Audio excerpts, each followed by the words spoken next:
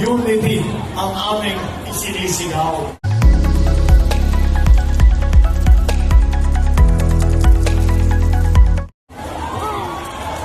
Doon po sa aking palagay, nandiyan po ang simula ng solusyon sa problemang hinaharap ng Pilipinas, sa problemang mga hinaharap ng ating mga kababayan.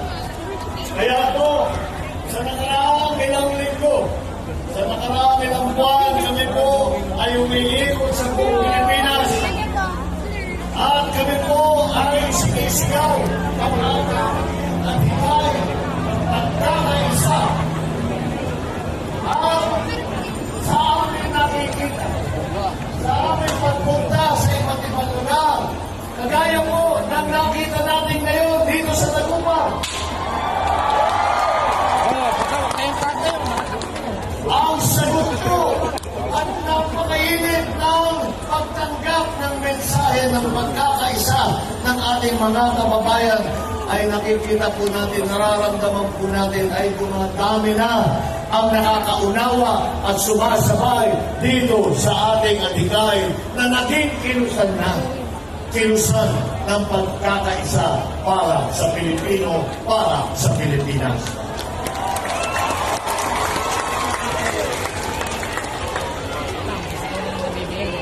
Ay lahat po ng aming napuntahan ay nararamdaman po namin ang sagot ng ating mga kababayan dito sa aming mensahe at ang ating adhikain ng pagkakaisa. Ngunit hindi po tayo dapat magtaka kung paano nangyari yan. Hindi po tayo nagtataka dahil alam naman po natin na ang Pilipino ay hindi naman po palaaway. Ang Pilipino hindi po naghahanap ng gulo. Ang Pilipino ay tumutulong sa isa't isa. Ang Pilipino ay nagmamahalan sa isa't isa. Minamahal ang kapwa Pilipino. Minamahal ang bansang Pilipinas. Ang isang katangian po kung saan tayo nagmamalaki at sinasabi natin sa lahat, ang galing ng Pilipino dahil ang Pilipino ay at nakikita natin na ang mga Pinoy ay nagsasanib pwersa na sa ilalim nitong kilusan ng pagkakaisa na ating isinulong at yung ating nasimulaan na bulong ay hindi lamang bulong na. Maliwanag na marinig ang tinig ng Pilipino dahil yung bulong po na yan ay naging sigaw na. At ano ang sigaw ng mga Pilipino? Ang sigaw!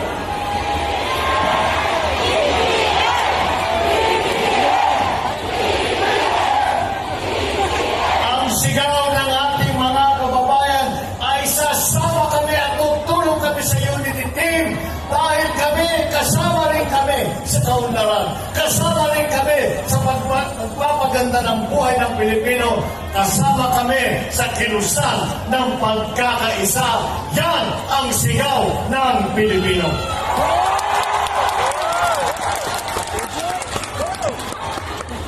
Kaya naman po, malaki po ang makikita natin na magagawa natin lahat kahit na minsan pag tinitingnan natin ang ating hinaharap na problema, ay nakakalula po pag sasabihin natin ay baka hindi natin kaya.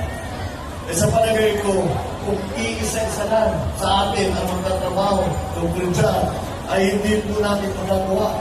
Ngunit, kapag nagsanib puwersa ang lahat ng Pilipino at kapit-bisig na sumasabay-sabay na gumagalaw kahit ano po ang kailangan nating harapin, kahit ano pong kahirapan ay kakayanin natin, hindi lang tayo makakaraos kung hindi tayo sisikat pa. Alam niyo po, hindi namin pinag-uusapan dito sa Unity, hindi namin pinapag-usapan na tayo na gusto natin bumalik kung saan tayo nanggaling bago ng pandemya. Ang aming hangarin, ang aming layunin ay sumikat pa ang Pilipinas at malampasan na natin kung saan tayo sa ating pinanggalingan at malampasan na natin hanggang sumikat ng gustong Pilipinas. At haharapin natin ang buong mundo at isisigaw natin at ipagmamalaki natin. Tignan po ninyo ang Pilipinas. Tignan po ninyo ang mga Pilipino. Kami nagtutulungan. Kami nagmapahalan. Kami ay isang bansa na may isang diwa. At kapag nangyari po yan, at ipinagpatuloy po natin itong kilusan at pinaglalaban natin ang advokasya ng pagkakaisa, kapag tayo ay sabay-sabay na nagtutulungan, ay gaganda po ang sitwasyon natin, sisikat ulit ang Pilipinas, at haharap po tayo sa buong mundo, at sisigaw natin muli, ako ay Pilipino, tas noo kahit kanino.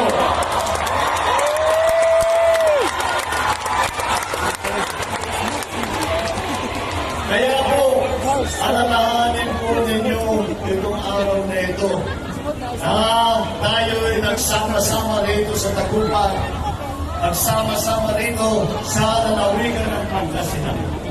Dahil sa araw na ito ay sinimulan na natin ang kilusan ng pagkakaisa dito sa Tagupan, dito sa Pangasinan. At ipagpatuloy po natin ang ating tuloy-tuloy na sakripisyo na ginagawa upang maging matagumpay ang ating kilusan. At ang tagumpay ko po na pinag-uusapan ay hindi lamang ang tagumpay sa darating na halalan, kung hindi po ang tagumpay, ng tunay na tagumpay na ipinagkaisa natin ang sambayan ng Pilipino at pinagbuo natin muli ang ating mga nagmamahal sa isa't isang kapwa. Hindi po nakakagulat na dito nakikita natin, yung po sa lahat ng mga dinadaanan po natin, ay nakikita po natin na talagang nakunawaan kaagad ng bawat Pilipino itong aming ililunsad na kilusan. Dahil po naman, hindi na